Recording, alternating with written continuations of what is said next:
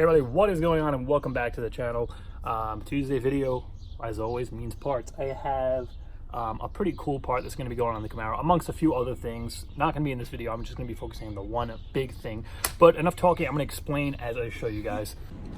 So what I have here is a new exhaust system that's going on the Camaro. And you guys are following me on Instagram. If you don't, link is going to be down below. You saw that I was teasing you with boxes of a Hooker black card system. I did buy that for the Camaro, and I was planning on putting it on, but then I changed my mind last minute and I sent all that stuff back, so that's gone. We're not going with the black card system. We are going with this system I have right here. But pretty much what happened was, and what caused me to kind of rework the entire exhaust system, is that when I was doing the clutch on the Camaro, and that video is going to be out soon, I have to edit it, but the QuickTime bell housing, the scatter shield, it didn't fit with the headers because the Speed Engineering headers, they kind of hug the block really close, and the bell housing was just way too big, and I chickened out. I didn't want to try notching the thing in case it still didn't fit, so I ended up sending the bell housing back. I put the clutch back in because I was using a friend's lift. I couldn't just leave it there. I had to get the car running again, and I was looking for an alternative to a QuickTime bell housing. I couldn't find anything. It seems like QuickTime is the only company that makes like a decent, good bell housing for like an LS swapped manual car.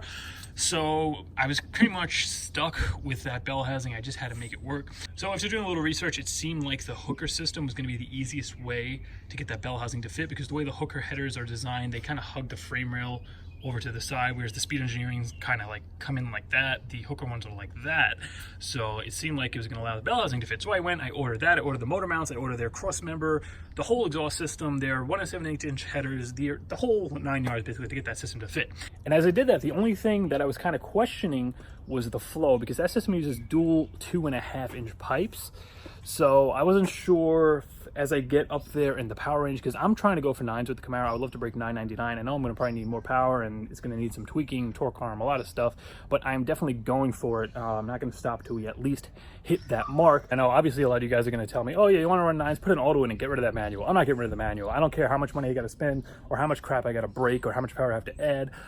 That car is going to be staying in manual. The Trans Am, on the other hand, is most likely going to be staying in auto. So for any of you auto guys, this is a car for you. All you manual guys, don't worry, the Camaro is going to be a manual. So I was worried that that system was going to bottleneck me down the line, and I put a thread up on thirdgen.org, and Speed Demon got back to me, and he pretty much confirmed exactly what I was kind of fearing, that the 2.5 system, as you get higher up with horsepower, I think they recommend it up to like 500 horsepower. It's going to work for higher horsepower applications, but it's going to bottleneck you basically.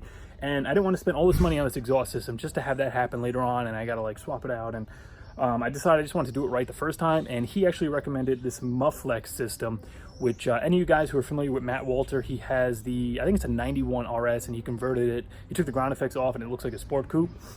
If I can find his channel, I'm going to put a link down below. But he has a mid 9-second car through a manual, through an NA LS motor with a carburetor, and he's running the 4-inch Mufflex system. So it seems like as far as power goes, this is the way to go. So here's the box.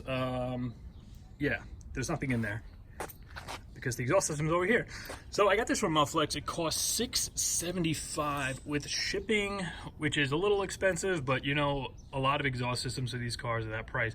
I think the cheapest, one of the cheapest systems is the Flowmaster. I think it's a 3-inch catback, and that's like $450. So for a 4-inch system, I think that's pretty reasonable, especially since they're the only company that I know of makes this thing direct bolt-in. I mean, it's bent to fit over the axle. It's specifically for a 3rd gen.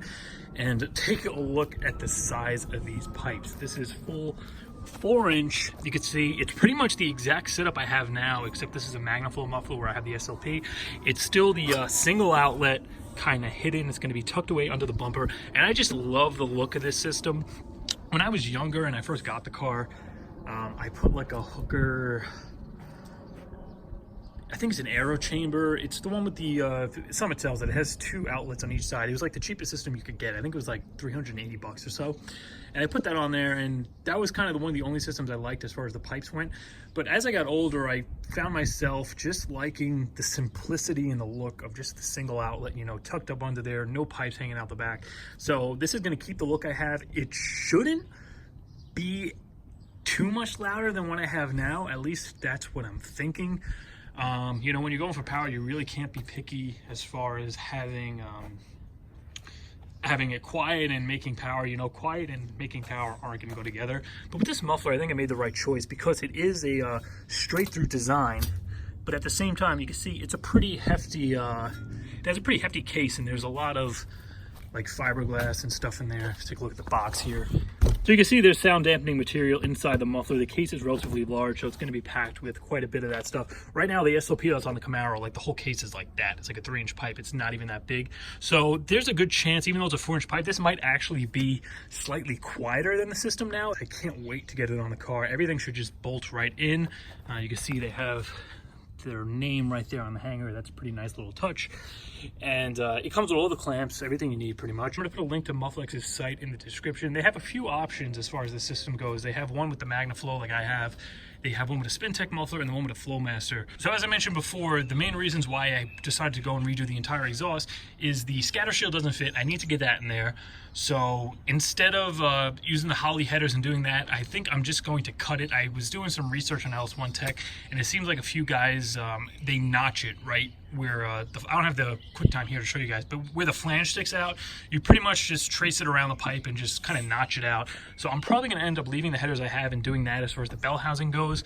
Unfortunately, that does mean the trans is going to have to come out again, so you guys are probably going to see 2 videos of the trans coming out. But before we get this installed, I am going to have to redo my Y pipe because I'm going to be running the Holley Blackheart transmission cross member, because that's going to take the torque arm off of the transmission. It's going to relocate it to the frame, and then I just have to rework my 3-inch Y pipe to be tucked against that cross member to accommodate, because that cross member sits a little lower than the Hawks I have now.